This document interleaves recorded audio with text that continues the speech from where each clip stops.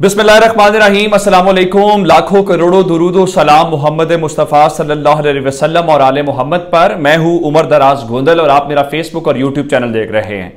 बहुत बड़ी खबर है और जिसको कहा जाए ना कि टाउन की सबसे बड़ी खबर है, तो वो मैं आपके सामने ब्रेक कर रहा हूं।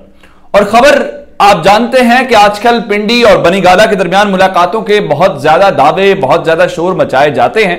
हमने आपको पहले भी खबर पहुंचाई थी, जिसके बाद में तस्दीक हो गई। सदर पाकिस्तान उसके अंदर किरदार हैं या कोई और थे। अब वो मुलाकात नहीं है, पिंडी और बनीगाला के दरमियान एक और मुलाकात हो गई है। और आप असल बात यह है कि यह मुलाकात पिंडी के सरबराह और बनीगाला के सरबराह के दरमियान ही हुई है, लेकिन इस बार एक और शख्सियत भी मौजूद थी जो मुमकिना तौर पे फ्यूचर की पिंडी की सरबराह हो सकती है। असल खिलाड़ी इस पूरी सूरत हाल के दौरान निकला कौन है? इस मुलाकात के दौरान बड़े फैसले क्या हुए हैं? यह मुलाकात हुई कहां पे है? आखिर पहली मुलाकात के बाद ऐसा क्या हुआ कि दूसरी मुलाकात की जरूरत पड़ गई? और क्या वजह है कि नून लीग के सहाफी, नून लीग के लोग, जिस तरह एहसन इकबाल ये कहते हुए नजर आए कि यह नहीं हो सकता कि जहर हम खाएं और हलवा इमरान खान के सामने चला जाए, यहां पे आखिर ऐसा क्या हो रहा है कि इनको परेशानी का सामना करना पड़ा है? आज से 3-4 रोज पहले एक मुलाकात हुई। वो मुलाकात ऐवान सदर के अंदर हुई।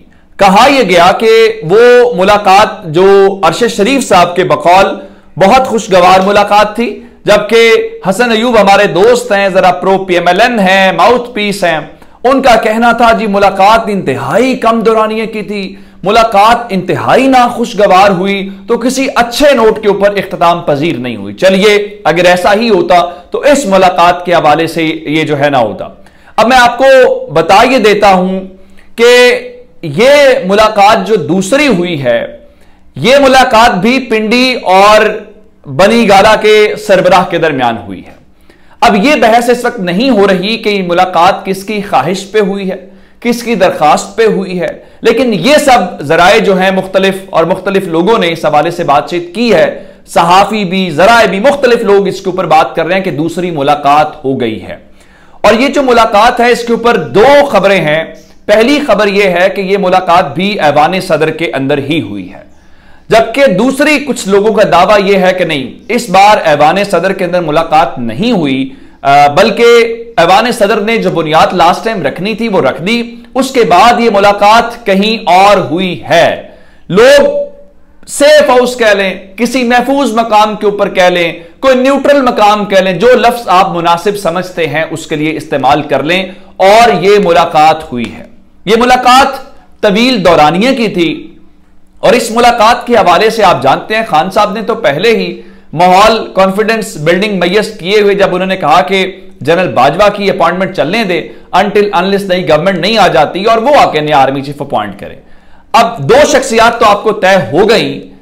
अब तीसरी शख्सियत जो थी, जिन्होंने ये सारे का सारा काम किया और जिनको कहना चाहिए, जिन्होंने ये पूरा खेल और इसके जो दिलचस्प किरदार हैं, जिसमें असल तो किस्मत वाले और असल वो नजर आ रहे हैं।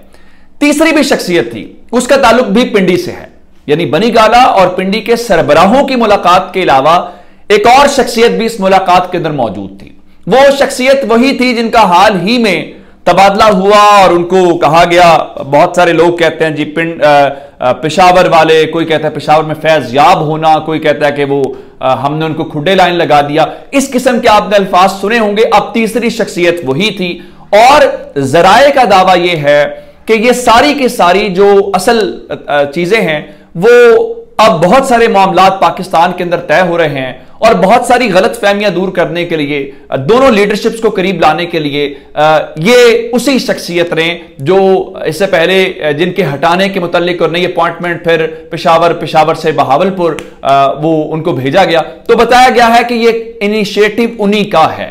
यानी आप अंदाजा इस बात से कर लें कि इस मुलाकात के हवाले से खबर यह भी है कि जब पिंडी के सरबराह तशरीफ लाए मुलाकात के लिए, तो उनकी गाड़ी कौन ड्राइव कर रहा था? ये वही शख्सियत कर रही थी जिनके मुतालिक कहा जाता है कि जनाब उनसे फैज याब होना पाकिस्तान के अंदर बहुत जरूरी है।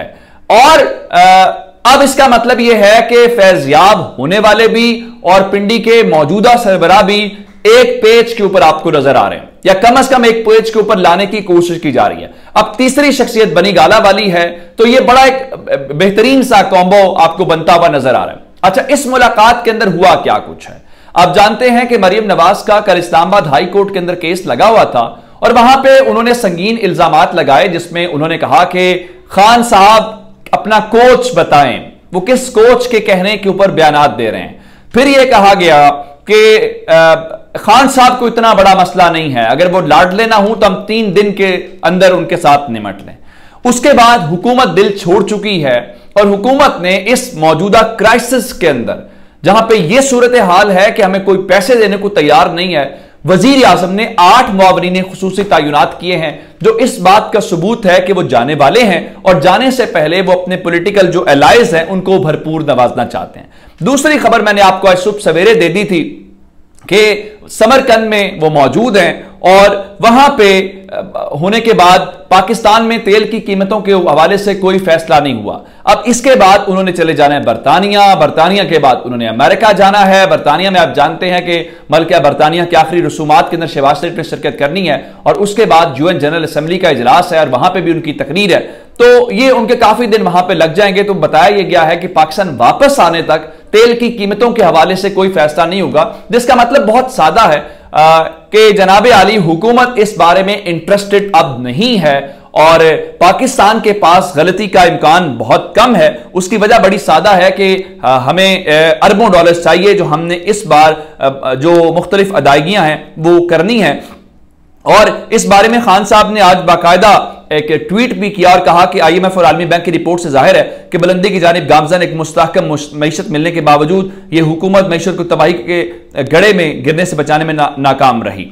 इक्तिसादी सर्वे में इस हकीकत का आकाश है कि हमारी मौशी कारकर्दगी गुज़श्ता 70 बरसों में बेहतरीन थी। और उधर बनी गाला के अंदर बड़ा इजलास हुआ है, उनको इस सारी सूरत हाल का अंदाजा भी है और जारी बात है पत्ते अब उनकी जेब में हैं। मैं बहुत अरसे से आपको कहता आया हूं कि अब फैसले इमरान खान ने करने हैं। वहां पे इजलास शुरू हुआ है और उस इजलास के अंदर परवेज खटक साहब मौजूद थे, गंडापुर साहब मौजूद थे, वजीर आला महमूद खान मौजूद थे और उसके अलावा और सदुमर दीगर जो सीनियर लीडरशिप है वो इस बारे में शरीक थी। और इसके अलावा खैबर पख्तूनख्वा के MNS थे, MPS थे, पार्टी उहदेदार थे और लॉन्ग मार्च और सैलाब वाले जो मामलात हैं उसके ऊपर उन्होंने डिटेल से किया है। एक खबर और ले लें, आज बानी रुकन हामिद खान की मुलाकात भी हुई है इमरान खान के साथ। आप जानते हैं कि जो तौहीन अदालत का केस है उस केस के अंदर भी वो इस सिलसिले में उनके वकील हैं, तो उन्होंने कुछ पुराने और नजरअंदाज किए जाने वाले कारकुनान के हवाले से इमरान खान को बताया कि मुश्किल वक्त में वही खड़े रहे तो आप उनको जिम्मेदारियां दे। बताया गया कि उनको मुतहरिक करने का फैसला किया है। 2 ऐसे रहनुमा हैं जिनके ऊपर उन्होंने तहफुजात का इजहार किया, एक बाबर अवान है,